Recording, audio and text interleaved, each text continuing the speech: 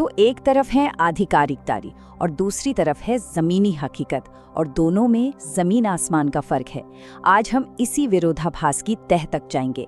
सवाल बहुत सीधा है, लेकिन जवाब उतना ही पेचीदा। ईरान इतने प्रतिबंधों के बाद भी लगातार मिसाइलें दाग कैसे रहा है? अच्छा, तो कहानी का एक सिरा पकड़ते हैं। ये सिरा आता है सीधा अमेरिकी व्हाइट हाउस से, और उनका दावा बिल्कुल साफ है कि ईरान की जो बैलिस्टिक मिसाइल क्षमता है वो अब कह सकते हैं पूरी तरह खत्म हो चुकी है। ये है पहेली का पहला और सबसे ऑफिशियल टुकड़ा। लेकिन फिर ठीक इन्हीं दावों के बीच ये खबर आती है, एक मिसाइल जो ईरान से दागी गई वो अबू धाबी में एक कार पर गिरती है, एक जान चली जाती है।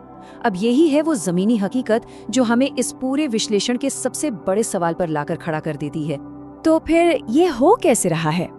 मतलब अगर ईरान की मिसाइल क्षमता वाकई में तबाह हो चुकी है, तो फिर ये हमले कौन कर रहा है और कैसे? चलिए इसी पहेली को परत दर परत सुलझाने की कोशिश करते हैं। देखिए, इस सवाल का जवाब ढूंढने के लिए हमें सबसे पहले नंबर्स यानी आंकड़ों को देखना पड़ेगा। और मजे की बात यह है कि जब आप आंकड़े देखते हैं तो आधिकारिक दावों में आपको सच्चाई नजर आने लगती है। जरा हमलों की संख्या में आई इस गिरावट पर एक नजर डालिए।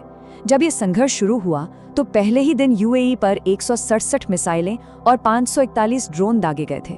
सोचिए कितना बड़ा आंकड़ा है। लेकिन सिर्फ 15 दिन के अंदर ये संख्या सिमटकर बस 4 मिसाइलों और 6 ड्रोन पर आ गई। ये गिरावट बहुत बहुत बड़ी है। और ऐसा नहीं है कि ये गिरावट सिर्फ एक जगह पर हुई हो। पेंटागन के आंकड़े बताते हैं कि कुल मिलाकर मिसाइल लॉन्च में 90% और ड्रोन हमलों में 86% की कमी आई है। तो हाँ, आंकड़े तो चीख कर यही कह रहे हैं कि ईरान की हमला करने की क्षमता लगभग खत्म हो चुकी है।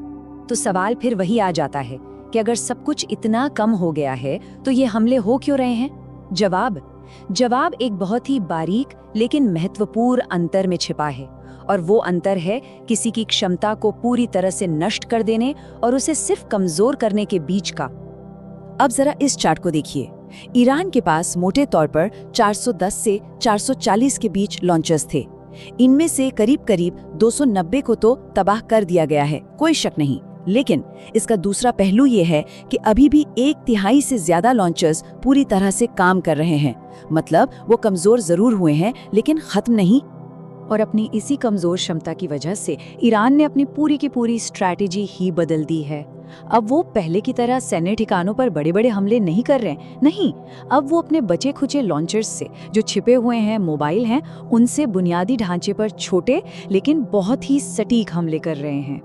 एक रक्षा विशेषज्ञ हैं, डेविड डेजरोचेस, वो इसे एक बड़ा दिलचस्प नाम देते हैं, उत्पीड़न की गोलीबारी या हैरेसमेंट फायर। इसका मतलब क्या है? मतलब ये है कि इन हमलों का कोई बड़ा मिलिट्री मकसद नहीं है। ये साइकोलॉजिकल हमले हैं, मनोवैज्ञानिक तौर पर असर डालने वाले। इनका असली काम है डराना और दुश्मन को लगातार अलर्ट पर रखकर थका देना।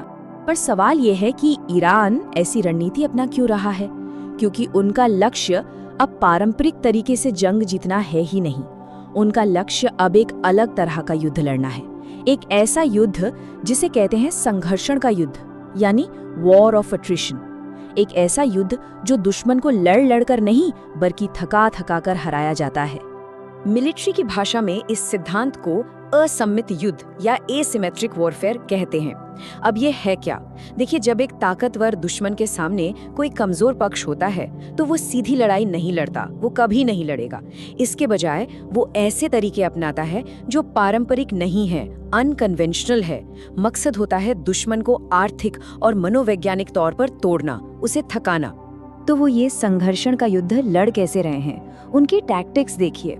वो लगातार छोटे छोटे हमले करते हैं। इससे क्या होता है? दुश्मन देश अपनी महंगी डिफेंसिव मिसाइलें खर्च करता रहता है, वो खत्म होती जाती हैं।